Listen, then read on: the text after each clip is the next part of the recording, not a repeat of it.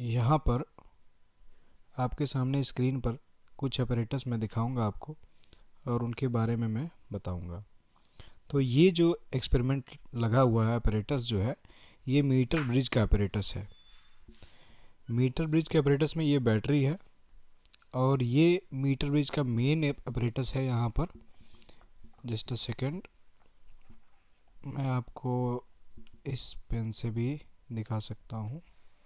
तो ये दिख रहा है, ये इसका मेन apparatus है और इसमें 1 मीटर की लंबी तार इस स्केल के ऊपर लगाई गई है, कांस्टेंटन मैग्नीन की तार।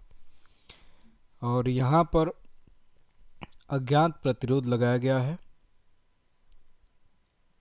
और इधर जो है नहीं, अज्ञात प्रतिरोध यहाँ पर लगाया गया है और इन दोनों को जो है जोड़ा गया है इस ज्ञात प्रतिरोध से, क्योंकि ये व्हीटस्टोन सेतु के सिद्धांत पर ये कार्य करता है एक्सपेरिमेंट, जिसमें हम इस अज्ञात प्रतिरोध का जो प्रतिरोध निकालते हैं हम।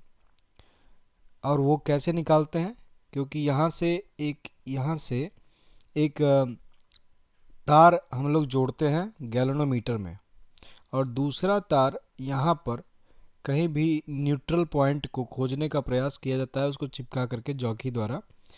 और जब हमें न्यूट्रल पॉइंट मिल जाता है तो व्हीटस्टोन सेतु बैलेंस होता है, जिसमें अगर मान लो कि यहाँ पर इसको चिपकाने पर, तार को यहाँ पर चिपकाने पर अगर मान लो कि इसमें विक्षेप शून्य हो जाता है तो क्या होगा कि जो इधर के तार का प्रतिरोध है, इसको मान लो कि P है व्हीटस्टोन सेतु का और इधर के तार का प्रतिरोध Q है।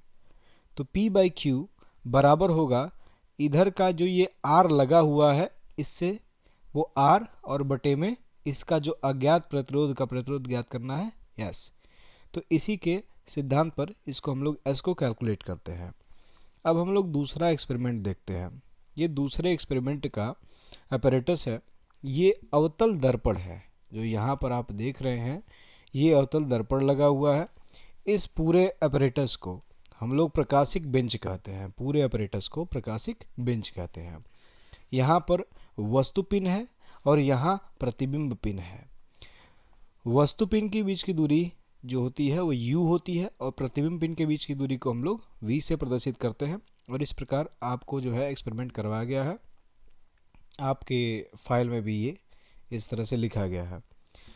इस वाले को हम लोग प्रतिबिंब पिन, इस वाले को वस्तु पिन कहते हैं। ठीक है। इसके बाद अगला एक्सपेरिमेंट जो है, इसे भी आप लोगों ने किया हुआ है। इसमें विस्थापन विधि द्वारा इस उत्तल लेंस की फोकस दूरी ज्ञात करना है। ये इस एक्सपेरिमेंट का ये apparatus है। इसे भी हम लोग क्या कहते हैं, प्रकाशिक बेंच कहते हैं। जो पुरानी वाली प्रकाशिक बेंच थी वो ओल्ड फैशन थी, थोड़ी पुरानी थी। ये नई है और ये इसमें जो है यहाँ पर भी स्केल दिख रही होगी आपको, छोटी छोटी से पॉइंट्स। ये स्केल होती है जिससे हम लोग दूरियों को मापते हैं और इसे हम लोग बैलेंस रखते हैं। इस पेज की सहायता से हम लोग इसको बैलेंस रखने का प्रयास करते हैं। यहाँ पर एक पेज आप देख सकते हैं, ये वाली। ठीक है।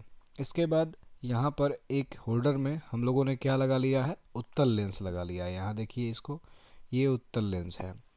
उत्तल लेंस, और एक तरफ हम लोग वस्तु पिन रखते हैं, एक तरफ प्रतिबिंब पिन रखते हैं और इन दोनों के बीच की दूरी, इसकी अनुमानित फोकस दूरी निकालते हैं सबसे पहले और उसके 4 गुने से ज़्यादा दूरी इन दोनों पिनों के बीच में रखते हैं हम। उसके बाद हम एक ऐसी पोजीशन को ढूंढते हैं L1, जिसमें अगर इधर से आप देख रहे हैं तो इसका प्रतिबिंब इसके ऊपर उल्टा ऐसे बनता है। इसके बाद अगले एक्सपेरिमेंट पर, ये एक apparatus है जिसे हम लोग धारा नियंत्रक कहते हैं। क्या कहते हैं, धारा नियंत्रक, रियोस्टेट, इसको इंग्लिश में बोलते हैं रियोस्टेट। इसके बाद ये apparatus है, इसे हम लोग अमीटर कहते हैं। यहाँ पर A लिखा हुआ है, मतलब अमीटर है जिससे हम लोग धारा मापते हैं। यहाँ पर ये है लेक्लांसे सेल। लेक्लांसे सेल में इसे हम लोग कार्बन जिंक सेल भी कहते हैं। Carbon zinc cell. इसमें जो ये चीज़ है इसे हम लोग पॉजिटिव यानी एनोड बोलते हैं और इसके साथ में इसके अंदर एक, उस साइड इसके पीछे है शायद, इसमें एक रॉड होती है जिंक की, जिंक रॉड होती है उसे हम लोग निगेटिव यानी कि कैथोड कहते हैं। तो वो निगेटिव टर्मिनल का काम करता है और ये पॉजिटिव टर्मिनल का काम करता है। और यहाँ पर एक सॉल्यूशन आप देख सकते हैं इसके अंदर भरा गया है। ये सॉल्यूशन अमोनियम क्लोराइड का होता है, NH4Cl का। इसके बाद यहाँ पर देखिए, इस चीज़ को हम लोग जॉकी कहते हैं। जॉकी, इसका काम होता है कि हम जो ये पोटेंशियोमीटर यहाँ पर लिखा हुआ था, इसको हम लोग विभव मापी कहते हैं। विभव मापी, ठीक। विभव मापी द्वारा हम लोग सेल का आंतरिक प्रतिरोध ज्ञात कर रहे हैं। ये एक्सपेरिमेंट जो लगा हुआ है जहाँ पर, वो इसीलिए लगाया गया है। और इसके बाद ये जो अपरेटस आप देख रहे हैं, यहाँ पर तो लिखा भी हुआ है पूरा, गैल्वेनोमीटर। इसकी सहायता से हम लोग किसी भी जो क्या बोलते हैं परिपथ है, उसमें धारा बह रही है कि नहीं बह रही है, इसका पता लगाते हैं। धारा कितनी बह रही है इसका पता नहीं लगाया जाता है, बस धारा बह रही है कि नहीं बह रही इसका पता लगाया जाता है।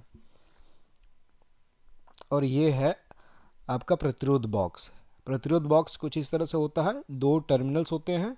दोनों टर्मिनल्स, अगर आपको प्रतिरोध लगाना है किसी सर्किट में, तो इस तरह से प्रतिरोध आप दिखाते हो, उसके संकेत को इस तरह से संकेत को दिखाते हो।